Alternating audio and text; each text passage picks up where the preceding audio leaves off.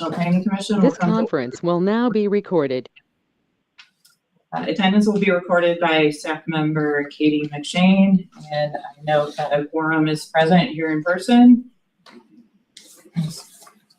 So first on our agenda will be the public comment period.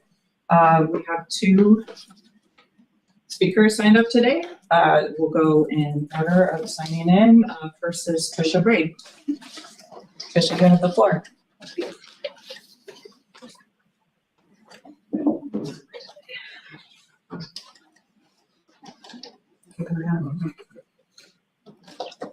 Good afternoon. My name is Trisha Braid.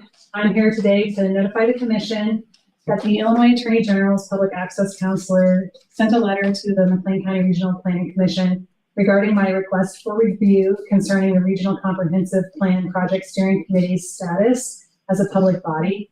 It has been assigned OMA case number 2026 PAC 94952. I'd just like to read a relevant portion into the record. Quote, "We have determined that further action is warranted. In order to evaluate further this matter, we ask the Commission or its legal representative to respond in writing to the allegation that the committee is a public body. In your response, please describe how this group was formed, its relationship to the Commission, and its assigned duties or roles. Please also describe its membership, the method of appointment for those members, meeting schedule, any funding and budget for the group, and the impact of its decisions or recommendation." That's the end of the quote. The McLean County Regional Planning Commission now has 7 business days to provide a response. I believe that takes it till the Friday of next week. When I receive a copy of that response, I then have 7 business days to respond to whatever the Regional Planning Commission submits. Regardless of the eventual outcome of the Attorney General's review, I'm asking again that this commission rethink your position on transparency around the Regional Comprehensive Plan process. Public engagement and transparency are not the same thing. A survey can be useful, public workshops can be useful, but asking the public to react to information selected and presented by staff is not the same as allowing the public to see how the plan is being shaped, what data is being used, what assumptions are being made, and what feedback is being incorporated or set aside. This plan will affect land use, agriculture, natural resources, infrastructure, growth, and local decision-making across the county for many years. The process needs to be more open than it currently is. So I am pleading with you, the Commission, to commit to transparency now, not only because of the pending Attorney General review, but because it is the right way to build a regional plan that the public can trust. That's the end of my comment. I have copies of the letter here for anyone, should you like to have one. Thank you. Thank you. And the next public speaker is Kelly Lay. Kelly, you have the floor.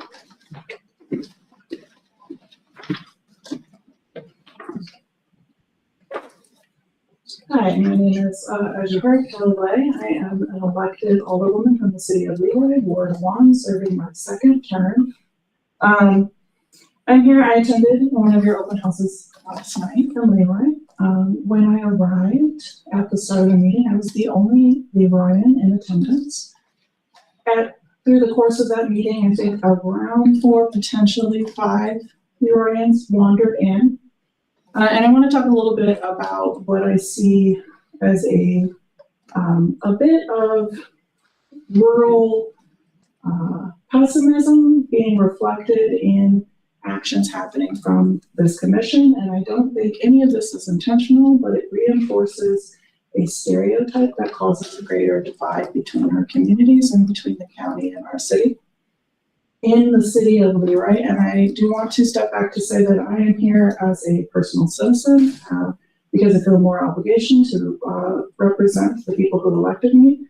I am not here by consensus from our city council, nor am I even aware that anyone else on city council is aware that this plan is in motion for the most part. None of them attended the meeting last night. None of them were aware the meeting was happening. To my understanding, I believe the mayor may have received an email that is the extent of communication with the city of Leroy. It was not posted on our city board. So we have a really lovely communication board as you enter the city of Leroy. It was not shared on city public or social media. It was not listed in our events website. It was not listed in our monthly newsletter. Our city employees were functionally unaware. I think that this, like I said, reinforces this belief that the city of Leroy is not served by the county, which I think is a lie. I've really enjoyed working with county board members like Leah Klein when I've had questions, but we have a 20-year serving mayor and a 20-year serving city administrator, and words have not translated into actions in their terms, causing this belief. When we look at what's happening now, we see again a lack of communication, a lack of engagement. When we're trying to speak to citizens across the county, it seems somewhat like ignoring the elephant in the room to ignore the elected officials. We have public emails, and yet in no form have I been communicated to through my publicly available city email. I actually checked, I got an email from Jehovah's Witnesses. And so I think that we could turn that around. Leroy is going to be hugely impacted by the plan that you put together. We have regular conversations about climate resiliency. We have had significant struggles securing water. We have, I think, 1 primary well and 2 secondary wells. The last time we attempted to speak. I don't mean to interrupt, but you're 3 minutes are up. Oh, sorry. I'm trying to go really fast. Short to say, I think that if we had a more active engagement with city councils, not only Leroy's, but other city councils, where we actually convened, we had these discussions, we had actionable items on city council agendas, we had an open communication, we have a much greater reach into rural areas. Sorry to be a little bit long-winded, I'm used to being on the board. Thank you.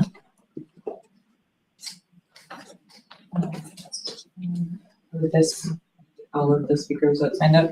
Yeah, that's only the 2. Also, Commissioner Olson also has joined to sort of recognize. If you want to. Okay. Thank you, everybody. Yeah. And we are, So while we do have a physical quorum present, Commissioner Olson has communicated that he is attending virtually due to purposes of employment. So is there a motion to allow Commissioner Olson to attend the meeting virtually and vote on any actionable items on the agenda? so moved. Second.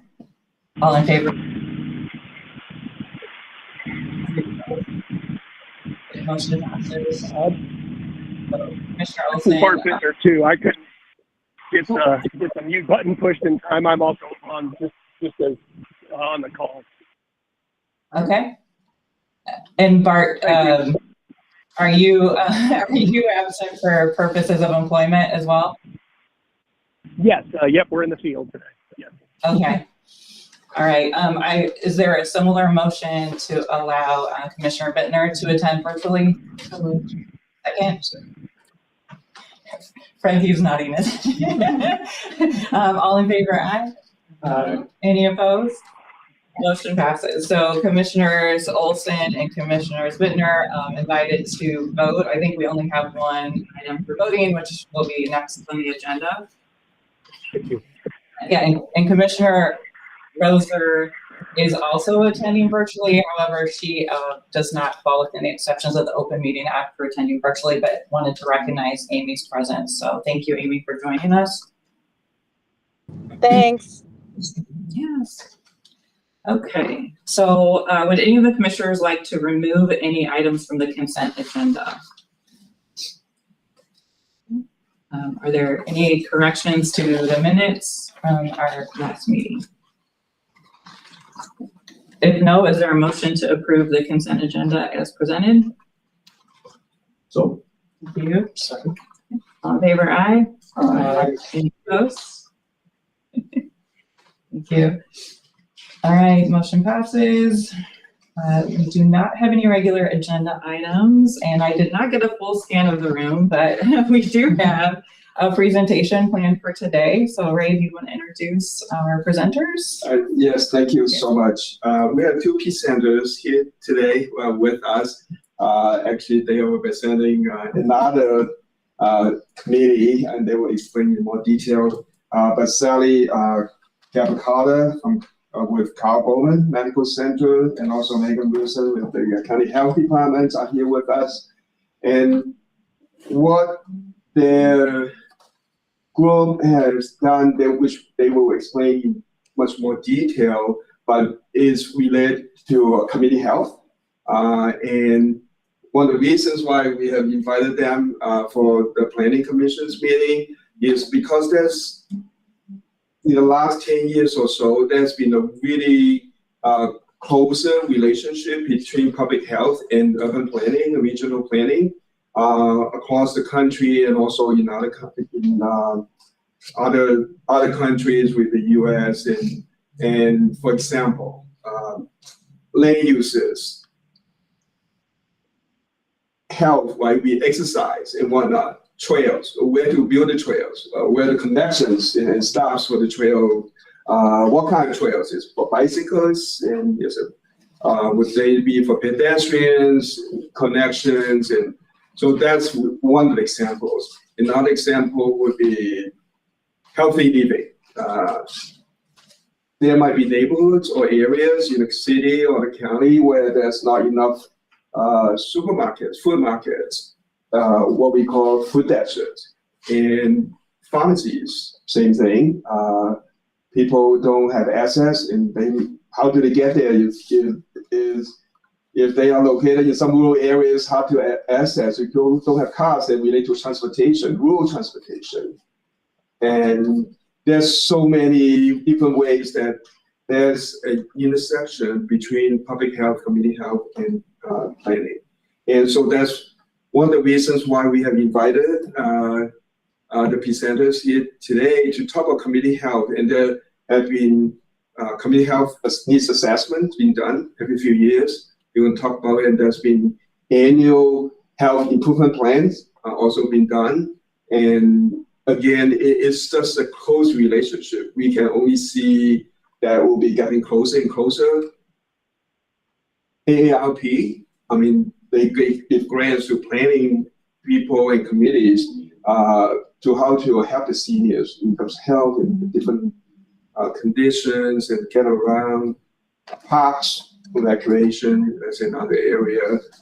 So on the national level, the planning world, and the American Planning Association and the Public Health Association, also the close relationship. So there's another reasons why I think the presentation today would help us to see things not on a typical obvious basis when we work, live every day, but then they hopefully will share some perspectives that help to open our eyes a little bit. So Sally and Megan.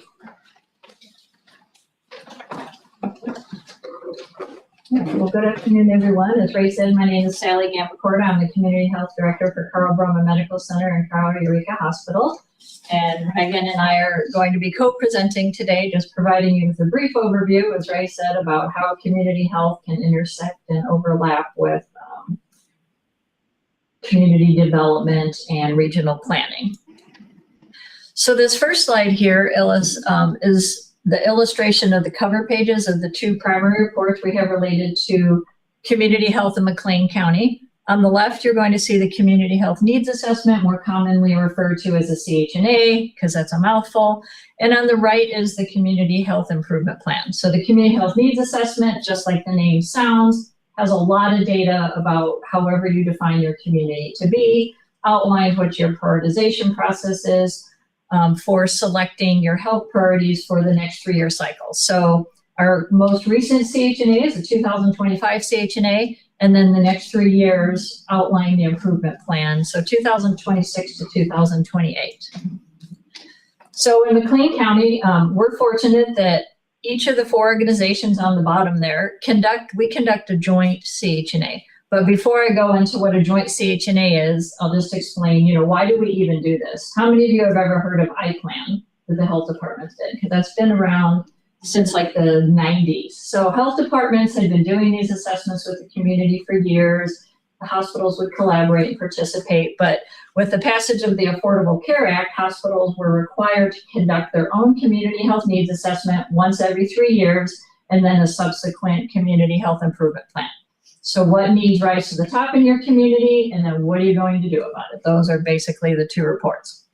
So Chestnut, our federally qualified health center, so Chestnut's Family Health Center, their FQ8C, they're also required to do a CHNA to meet their federal requirements. And then the McLean County Health Department is required to do an assessment, which they have been doing since the 90s, once every 5 years. But back in 2015, we determined it would be a lot better for our organizations, for the community, if we had one joint report.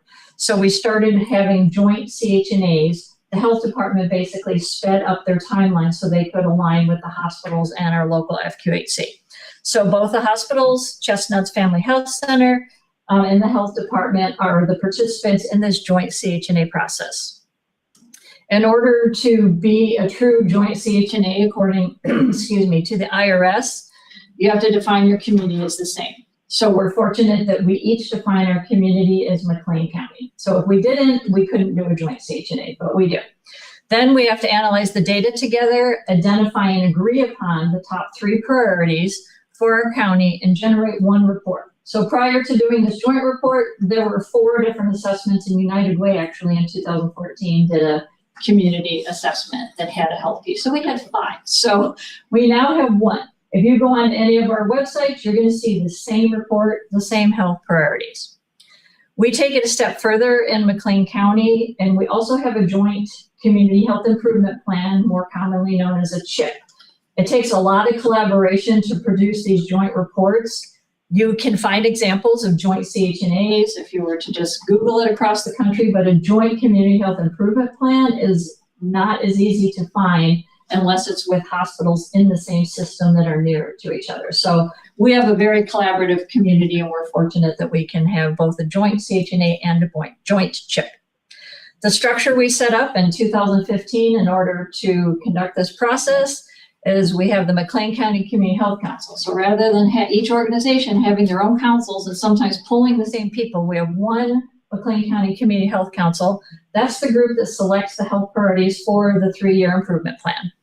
The Executive Steering Committee, that's one person from each of the organizations that conduct the joint CHNA. So Megan's on it, I'm on it, and then somebody from OSF and Chestnut, and another person from the health department. We facilitate all of this work. And then on the bottom there, we also facilitate and lead these priority action teams that are working on the interventions and strategies outlined in our community health improvement plan. So the current council is composed of 44 individuals with 25 different organizations, but mostly I want you to note all the different sectors that are on there. So we don't just look at health at a very traditional, narrow viewpoint. We have key stakeholders from all of these sectors because we want their input as well and what they're seeing when the health priorities are selected. Each cycle, we can start out by conducting a community health survey.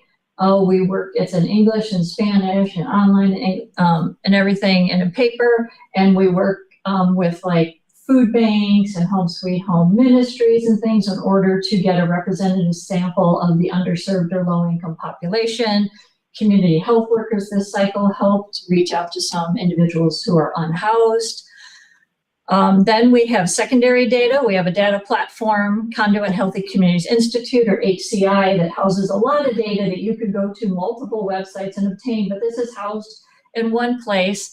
But what you can't find is that there are community-related ER and hospitalization indicators that we're able to include in our CHNA, and that allows us to drill down a little bit further into some zip code level data and some additional disparity data. Because in general, community health data tends to be at the county level. Sometimes then it'll jump down to the census tract, but it's harder to get disparity information and everything with community health data.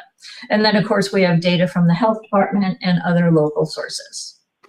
So in January 2025, January and February, we had 3 2-hour meetings with the McLean County Community Health Council, and we shared data, in-depth data on 6 health priorities for them to vote on. So these are the 3 that were selected. The other 3 that were included were chronic diseases, infectious diseases, and oral health. So we shared a lot of data on that.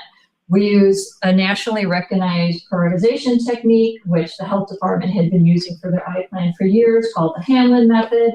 So it isn't just, I know there's like multi-voting where you may have been in a meeting where you can put dots and vote on the issue. So it's a pretty detailed, extensive process we go through.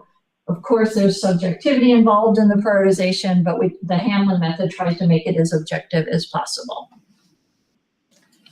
Okay, I'm going to turn it over to Megan. Sally's so good. She doesn't come up here with notes or anything. Megan Wilson. I am the Health Promotion Program Manager at the McLean County Health Department. And so I'm just going to kind of expand a little bit on what Sally was going over. So our community health needs assessment, that is, it identifies the biggest health needs in our community. And then our community health improvement plan is the action plan put in place to address those health problems. So the community health improvement plan, it's just not a health department plan. It's just not a hospital plan. It is a community-wide action plan. The structure for the community health improvement plan, like Sally was saying, we have 3 health priorities, those being behavioral health, access to care, healthy eating, active living. And each one of those health priorities has the same structure. So each one has an overall goal. It has related social determinants of health. We align it with other local, state, federal health plans. It has strategies and interventions to achieve the overarching goal. And then with those interventions, we have a list of organizations that will implement these interventions for us. And then we reach out to these organizations on an annual basis to get data from them, outcome data, to see if we're making any progress with these interventions. And then in 3 years, we do a 3-year summary, since the community health improvement plan goes on a 3-year cycle.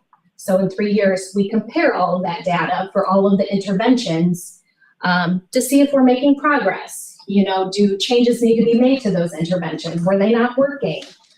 Were they successful? Are we getting closer to our ultimate goal? These are just some of the sample CHIP interventions. So like you can see, they're all separated into the different health priorities. But one thing that I do want to point out is that all of these interventions go beyond just healthcare. The hospital cannot do all of these interventions on their own. The health department can't do it on their own. We rely on collaboration with, multi-sectors, like Sally was saying, including public health, healthcare, schools, government, community planning, and so forth.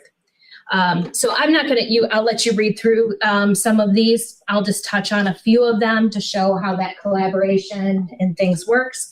So mobile health services brings care directly into communities where access is limited.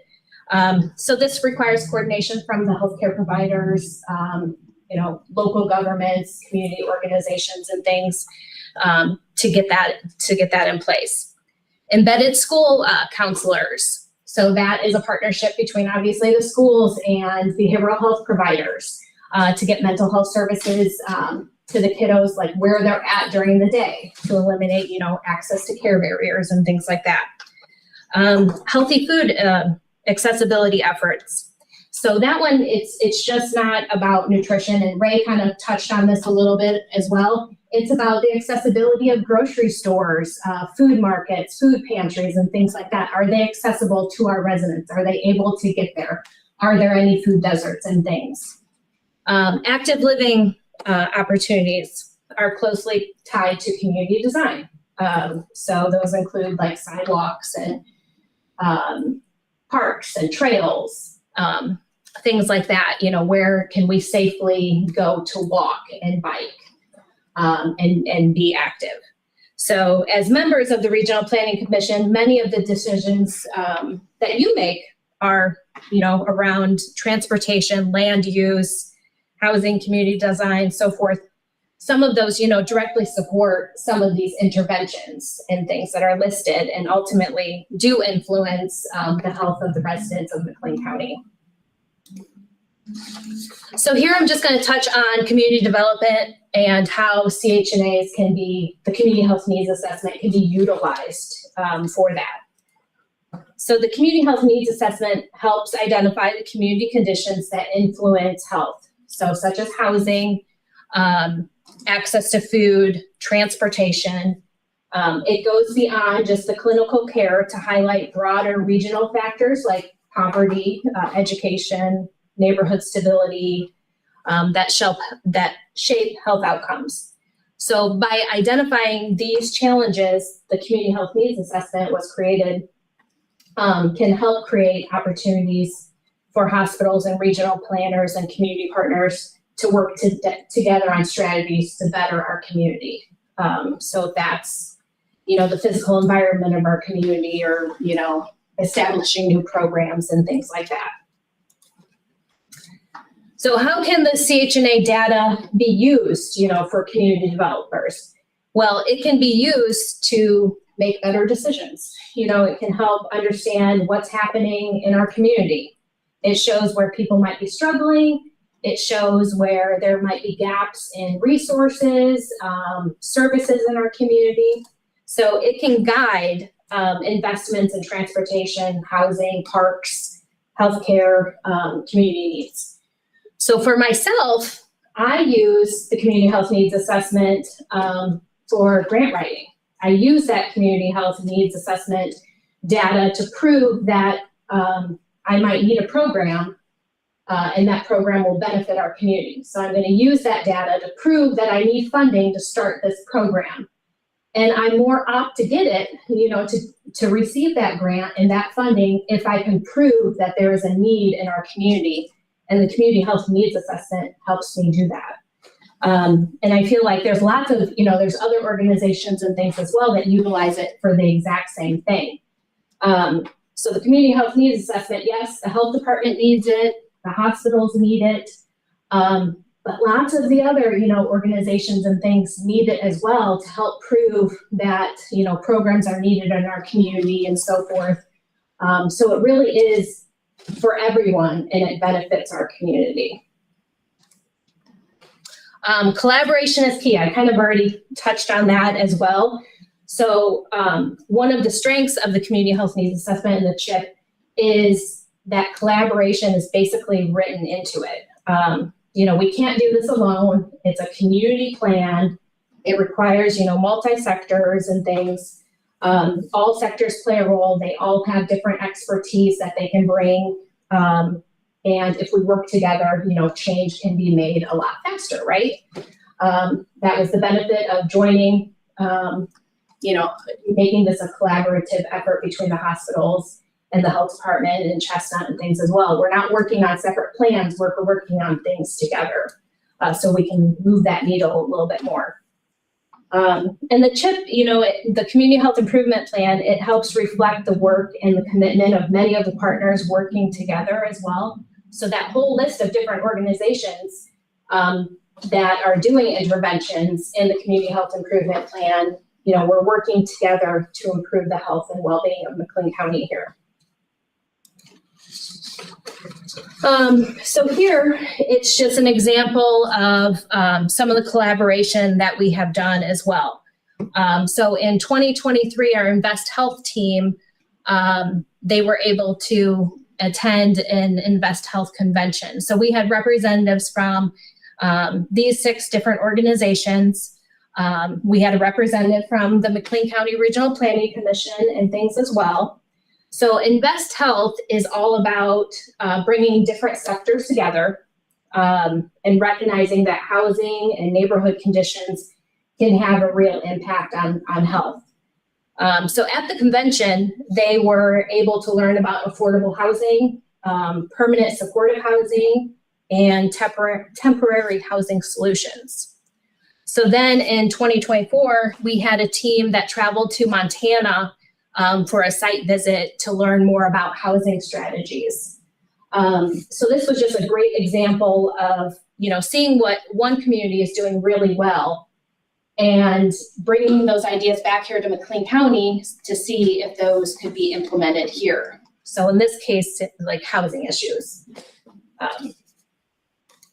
Another example of multi-sector collaboration was the Community Health Needs Assessment Executive Steering Committee. We partnered with Peoria and had a conference. It was called Building Healthy Communities, Development Strategies to Improve Health and Well-Being.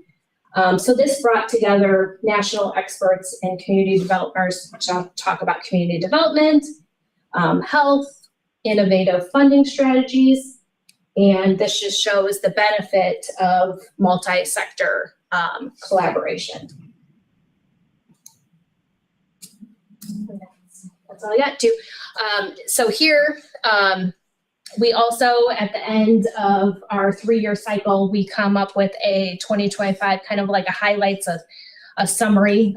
It's a shorter version because our community health needs assessment and the community health improvement plan are long plans. This is just like a short condensed summary report that we do at the end of the cycle. So this is all available, our community health needs assessment, the community health improvement plan, this summary report. All of that can be found on either one of our websites, the health department, Carl, OSF, and so forth. So, any questions? I hope this explained a little bit the connection between community development and healthcare. It's not all about healthcare. It's all about, where we work, play, live, and things like that. It all affects our health.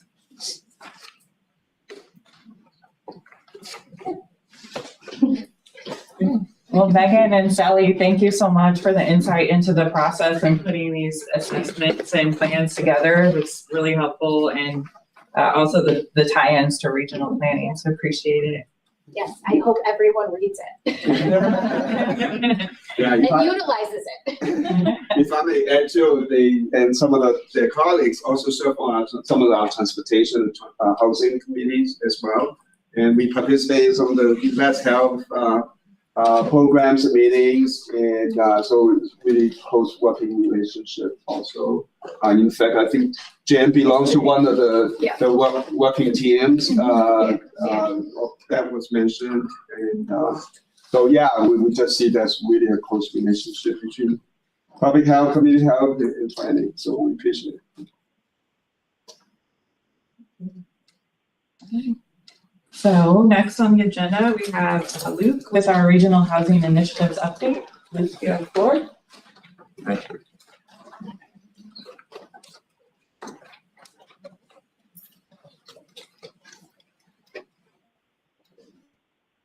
Good afternoon, everyone.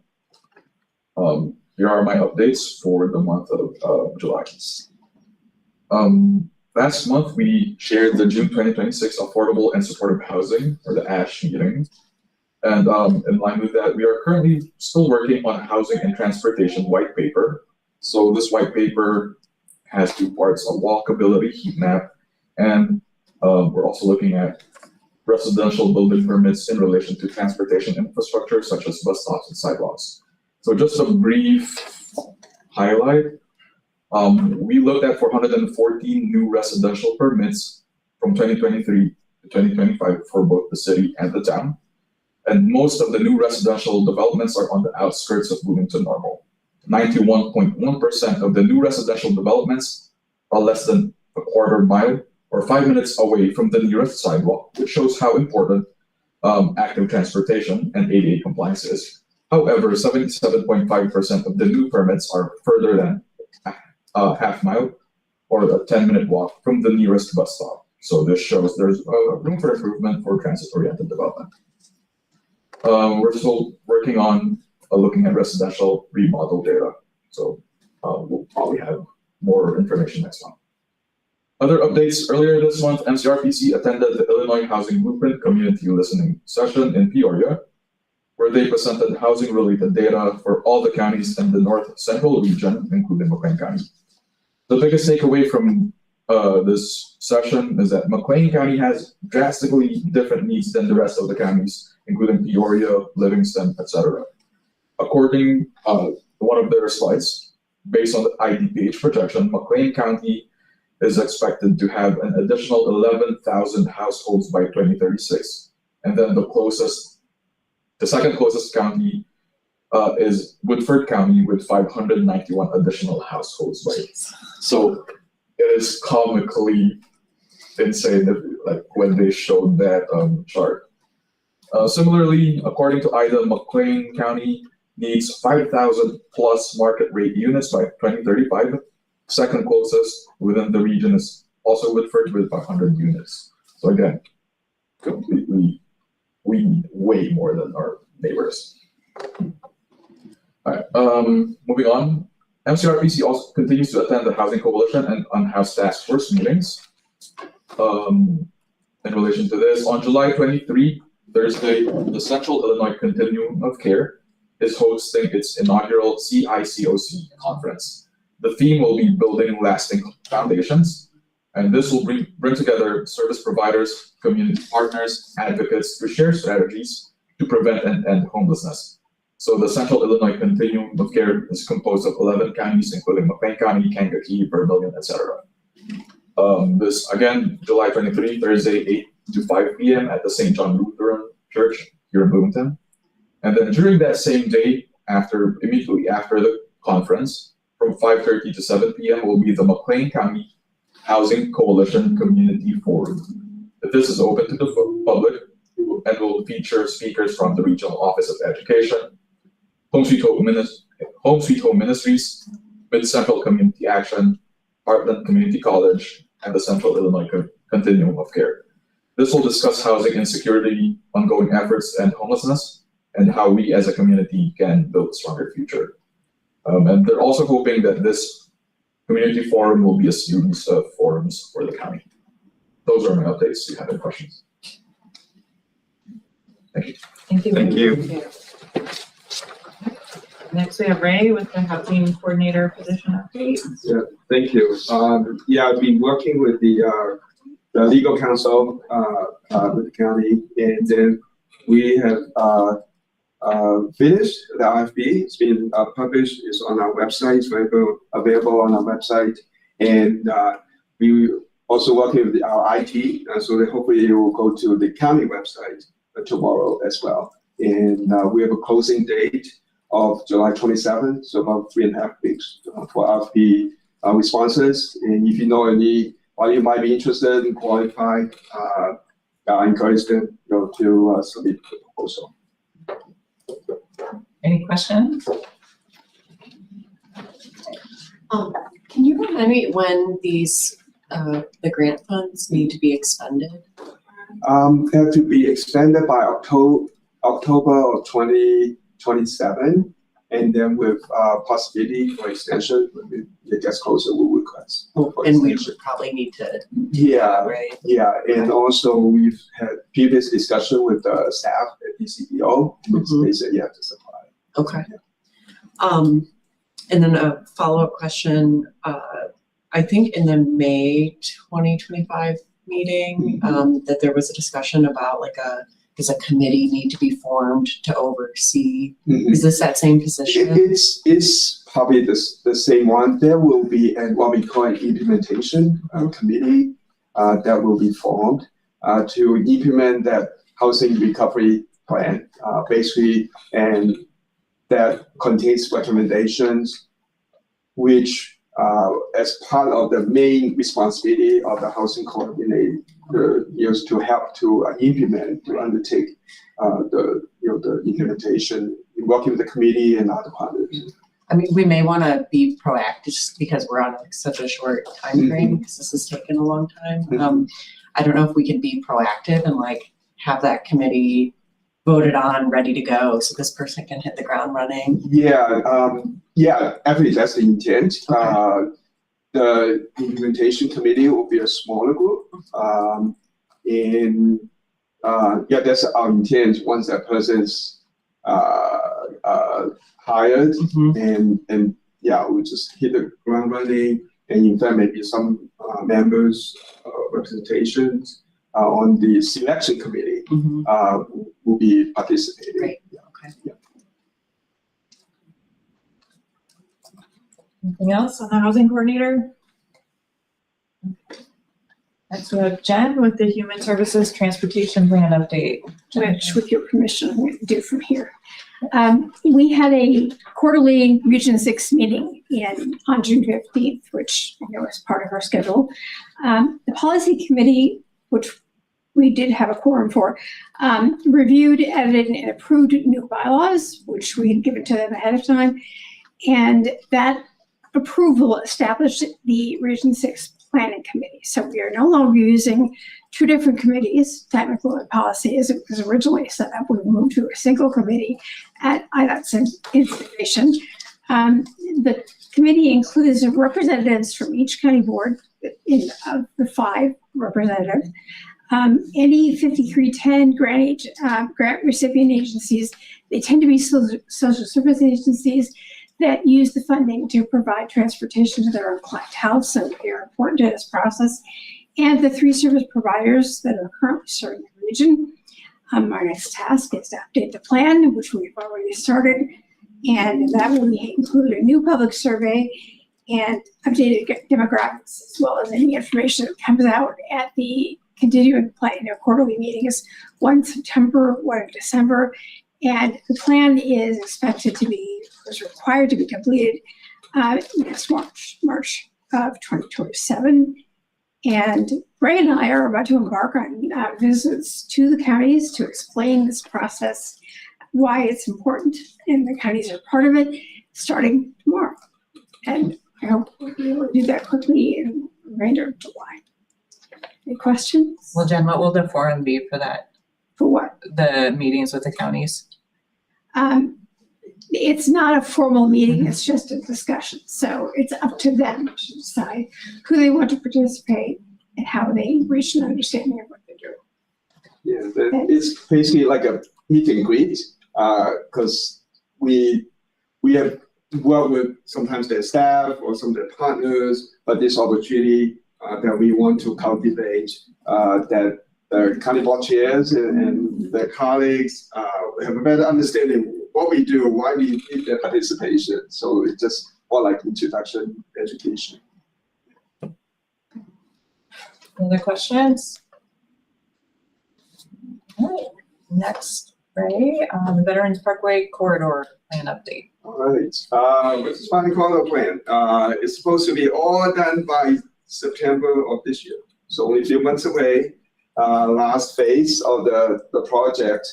And the last meeting of the committee was held in June, and they, with the help of the consultants, the committee discussed the preferred alternatives report that they've drafted, and also the potential funding sources. Kind of anticipating, once the plan is adopted, what kind of funding sources, what kind of grants, but staff and our partners can look out to get funding. And we all know that transportation funding, it's not one grant to solve all the problems, right? So it's going to be multi-year, multi-phase, in different scales of the projects. Another thing that was discussed and highlighted was the market analysis and economic development report, which was also a draft. And once the committee finished the review and comment on the report, then we'll post on the website, and we'll advise the commission interested in those reports. And those, I call it sub-reports, will be incorporated in the overall draft final report that also will be available for public review and comment for a few weeks, probably sometime in either August or September timeframe. We'll keep you updated. And the next meeting of the committee will be in August. The July meeting is canceled, but the next meeting will be August.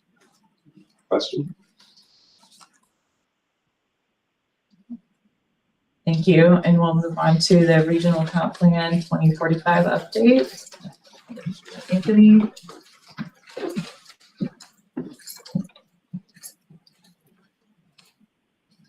Good afternoon, everybody. We have a quick presentation for this update. Got a good amount of material to go over. So since our last commission meeting, staff have been working hard on promoting the Regional Comprehensive Plan website, survey, and public outreach events. Here we have just some of the promotional activities that we've completed over the last month. This includes a list of organizations that received our promotional materials, such as the McLean County Mayor's Association, local community Facebook pages, and nonprofit organizations, just to name a few. We've also been working with local newspapers and radio stations to advertise the plan and the public workshop schedules. Specifically, we placed ads with our public workshop schedule in all 8 of the Normal Group newspapers. Those papers serve Bloomington Normal, Colfax, Cooksville, Saybrook, Aerosmith, Anchor, Chenoa, Gridley, Lexington, Hudson, Carlock, Danvers, Hayworth, and Leroy, as well as the City's 92.9 radio station. We'll have a couple of ads, 15-second, 30-second ads, running the next couple of weeks to continue to promote the remaining 3 workshop events that we have. 1 virtual lunch and learn on July 10th, and then 2 other in-person meetings later this July. We have copies of that schedule here at the front if you'd like one. Next slide, please. As you can see here, we're receiving a good amount of engagement across all of our platforms. We've received over 300 survey responses so far, with good distribution across the rural and urban areas. Last month, we sent out our second email notification through our constant contact email list, which contains over 2,000 people. This notification list in and of itself has also seen growth since the plan kickoff, with 27 new subscribers using the link on our project website. We also created and shared the workshop schedule through Facebook and Instagram, with our own Facebook post receiving roughly 1,400 interactions with numerous other shares and distributions across the platform. Additionally, we've been engaging the community where they are. Last month, we attended the Bloomington, Downs, and Leroy farmers markets to promote the survey and hand out our public workshop schedules. Additionally, we've held our first 2 public workshops over the last few weeks. The first being in Lexington on June 25th, and the second in Leroy yesterday, June 30th. Next slide, please. Here we have some engagement pictures from the farmers market and our first 2 workshop events.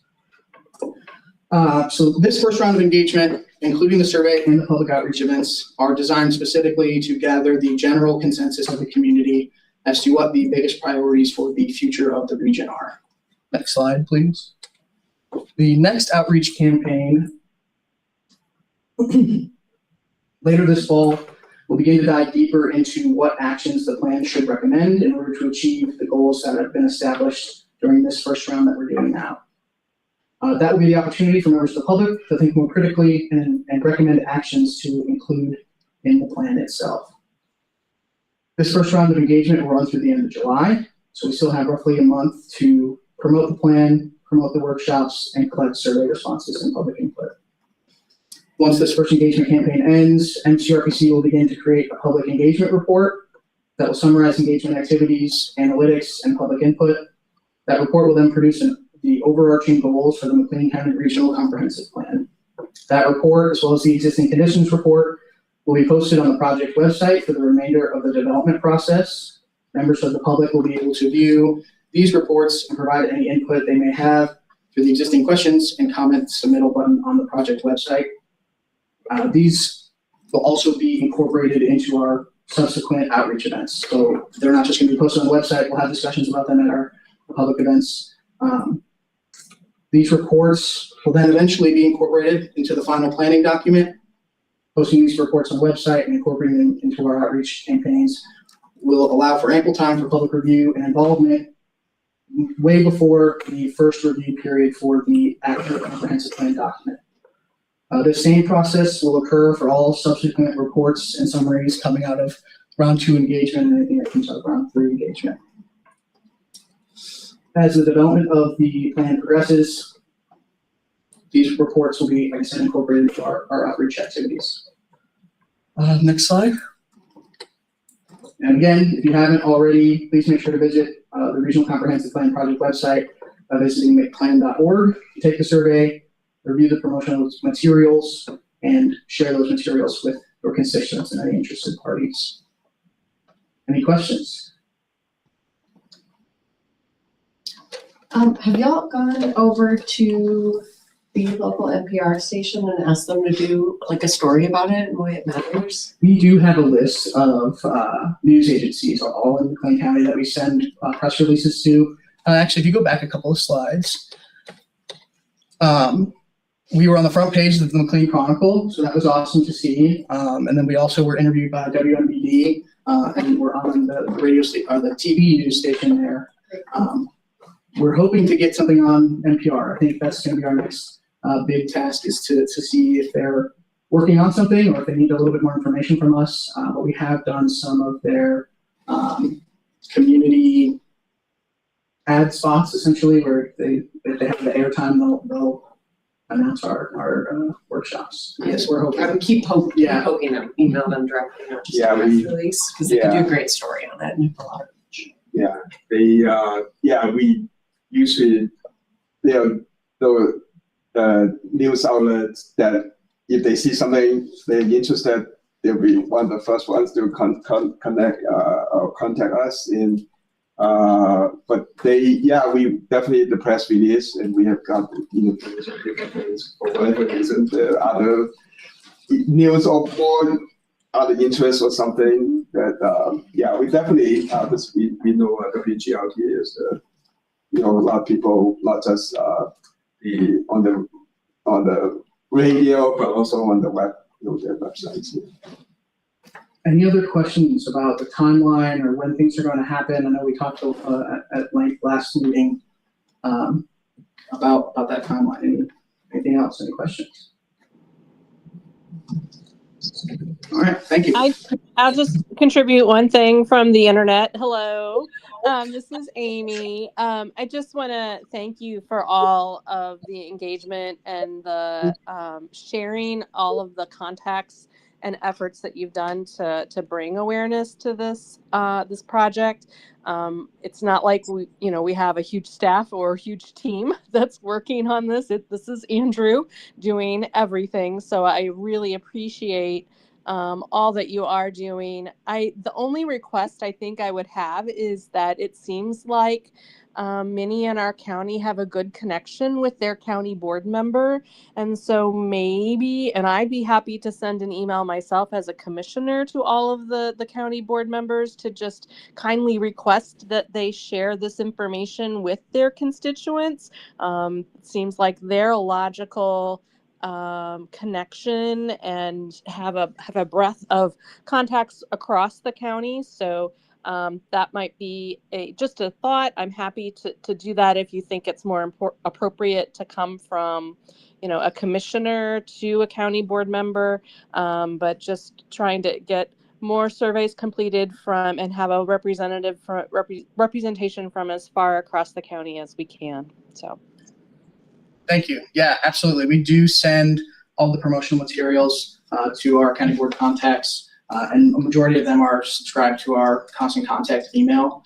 We also give monthly updates to the Land Use and Transportation Committee, which gets a good amount of the county board members, but not all of them. And we hope that they review those notes in the county board packet. So we do reach out. We can continue to do that as well. And Anthony, in those communications, do they ever contain like a direct ask to share with, oh my gosh, I'm blanking on, like their constituents? And also, what I think is impactful is the timeline slide. So sort of that forecast of like, this is what we expect to be showing and talking about, and giving them the opportunity to ask questions. So I think keeping that in front of them too, like this is where we are and this is what's coming.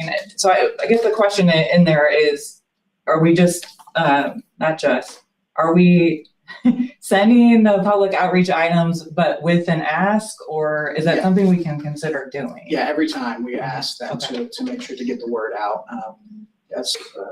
We don't have a huge team. It's hard. There's 120 municipalities, 121 municipalities in McLean County, largest county in Illinois. So we try our best to get the word out as best we can, but there's a lot of different avenues to do that. So we try our best to get as many as we can. But and speaking of this timeline, we have made a small update to it. Really just a housekeeping thing. Phase 2 and 3 have been updated to spring, summer, and summer, fall. It just worked out that way. We had to move just a little bit of a clarifying point for that timeline. Amy from the internet again. I would just add, it sounds like this might be something we want to share with the county board member from, was it Leroy? Because we had a public commenter tonight expressing concerns about the sharing of information in that community. So that might be good to relay and pass on to that county board member so that they're aware and can do any additional support for us. Yeah, absolutely. And we have constant contact with the McLean County Mayor's Association, which the Leroy Mayor is a part of. So we hope that is one of those groups that we can meet that will help us spread the information across the county, because it's so yes, we absolutely will reach out to them. I think sharing that with both of them would be good. Will do. Can I ask, with the updated timeline, is there time built in? Like, what if perhaps some of the documents that have already been worked on and filed through the commission don't align with like the mission and value and vision? Yeah, we will. There is time. Yes. Yep. We anticipate all aspects of this comprehensive plan. We have a big chunk of time set aside to actually draft the plan, and specifically land use is one of those topics. So we will make sure that that is out for people to review ahead of time, so that we have more than enough time to make any corrections or add or change it if we need to. All right. Thank you. Okay. Last but not least, Metropolitan Transportation Plan update. Jen. Thank you. We are finalizing the working group for the Metropolitan Transportation Plan, which is the latest iteration of the integrated plan for transportation. As you know, that's mostly focused on the urban area and the immediate surrounds our metropolitan planning area. So they will meet on the 24th of July. We are working on revision of the the agency-wide public participation plan as part of the MTP, and that's in progress. A data-based existing conditions report will be complete as a draft by the end of July. That will give some time for internal staff and for the working group to look it over. Working group comments on the existing conditions are required by Labor Day, and we will post it once we get to that point and are made whatever revisions might be needed. A lot of our outreach on this plan will come through the public survey that we have already designed to be published later this month. We're also getting ready to start scheduling stakeholder interviews. So, individual entities plus focus groups, which cover topic areas into the fall, actually related to the fall, because we've been told don't get people during harvest season because they won't show up. So a number of our groups have a rural component, although again, the plan is really focused on the urban area. So the goals and objectives will be discussed and refined through the outreach activities by early next year. And the goals and objectives will also incorporate the Go Safe Action Plan goals, because part of our intent here is to make sure that our safety goals are top of mind and that everyone can see that we've gone through the effort of the Go Safe Action Plan, and that's going to be brought in to make sure that we have everyone considering those safety requirements, because again, our goal is zero deaths by 2035. It's closer than we think. And the plan will be completed and submitted to the federal government by September next year. A month early, Ray thought we should have some cushion time just in case, but we are aiming for that now. And there is time for us to, most of next year is consolidation of the data and assembly of the plan. So we will have lots of time for that. Any questions this 5 o'clock hour? Just want to clarify the dates for the working group. The July 24th is still tentative, so it's not, we still have to work with the working group to set up a time. That's just one of the possible times for the meeting. It's not set, but I think we hope to have the first meeting of that working group by the end of July. It's ambitious. Yeah. Thank you. Thank you. Ray, any other updates from staff, your office? let's see, Jake, anything that we want to mention in terms of public outreach? There will be, in addition to the comprehensive plan outreach, we also do the transportation safety messaging, and we, as part of the public events and whatnot, we also incorporate that. So just so you all know too. So we don't just promote the comp plan for that project, but also trying to spread the word about safety, transportation safety to the community. And then Jake's the one coordinating. We have a lot of events this month and next month, through the summer. And so if you're interested, we can give you a schedule, can work with, so you can help to spread the word, to your networks and